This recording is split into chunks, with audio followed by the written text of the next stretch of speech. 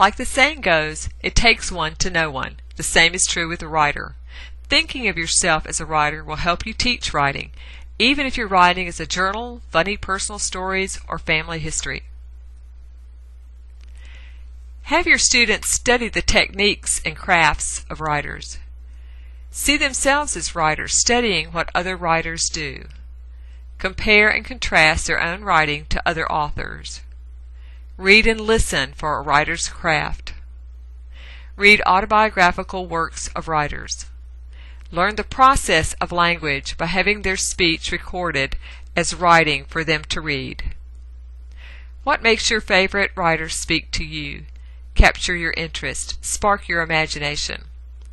Anthony Horowitz, who writes the screenplays for Foyle's War that's on public TV, reads a book before he writes every screenplay and learns more about World War II and that history, and that's what enables him to write the next episode.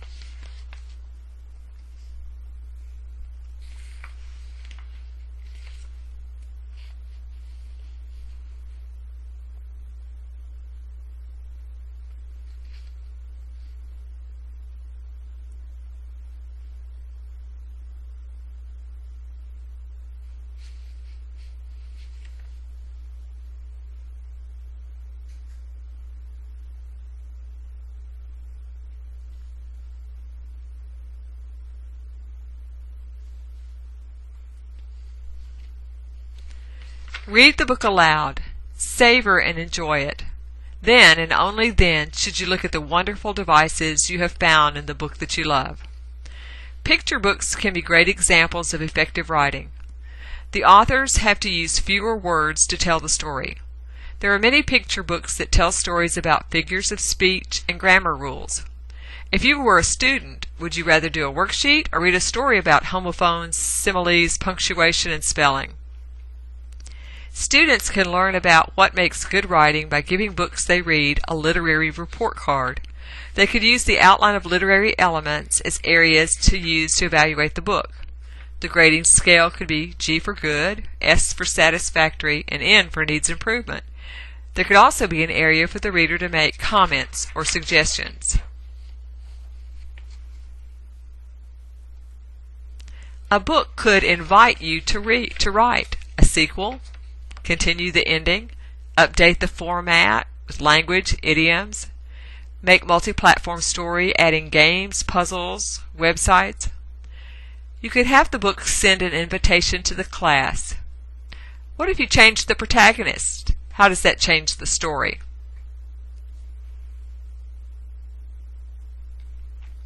Use the classified ad technique to pick out the key parts of a story and sell them to other readers.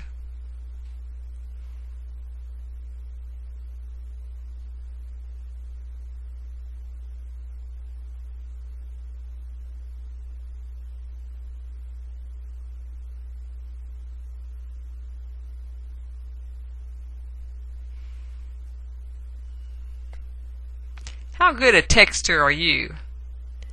We'll decode these in class.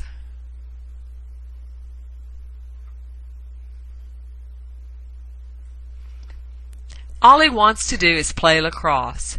So when the president of the PTA asks Trip to help her out on his way to tryouts, he's not happy.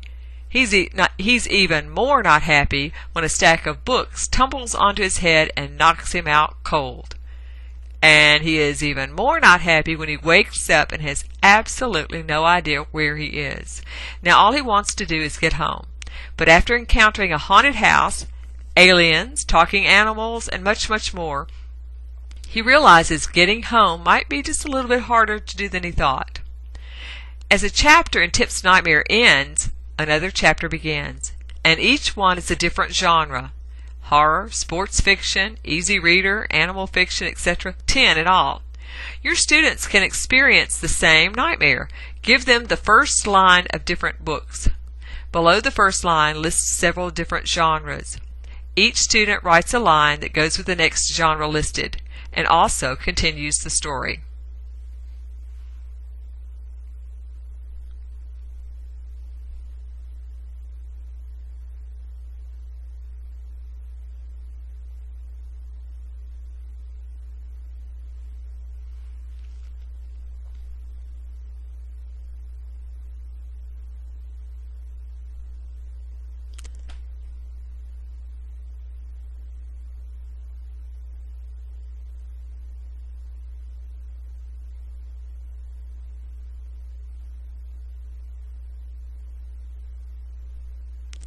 In today's world, you could substitute like or whatever for the damn in Mark Twain's quote.